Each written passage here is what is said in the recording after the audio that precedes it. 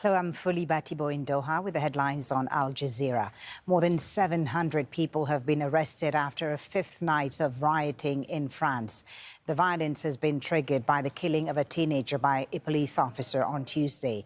Meanwhile, in the southern city of Marseille, there have been intense clashes between police and protesters who set cars on fire and smashed shop windows. Police used tear gas to disperse the crowds. The international overseer in Bosnia and Herzegovina has revoked two laws adopted by the country's Serb parliament. Christian Schmidt says the laws violate the peace agreement that ended a civil war in 1995.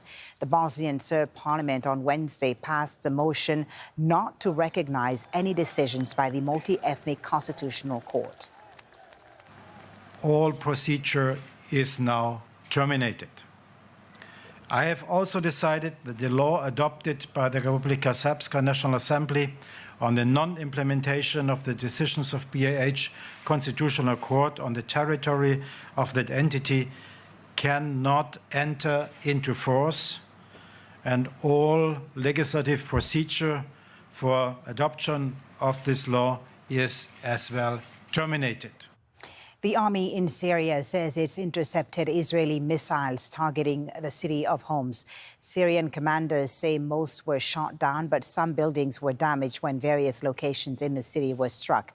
Hundreds of Israeli airstrikes have reportedly attacked targets linked to Iran in government-held parts of Syria in recent years. The Dutch king has apologized for the Netherlands' role in slavery. King Willem-Alexander said he felt personally responsible for what he called a crime against humanity. Campaigns to decide whether to recognize indigenous people in Australia's constitution are underway.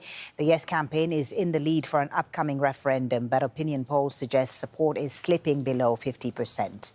And the UN Secretary-General is warning the world not to forget about Haiti and says the international response to the country's crisis is not enough. Antonio Guterres was in Port-au-Prince to assess the dire humanitarian situation that includes malnutrition, hunger and cholera.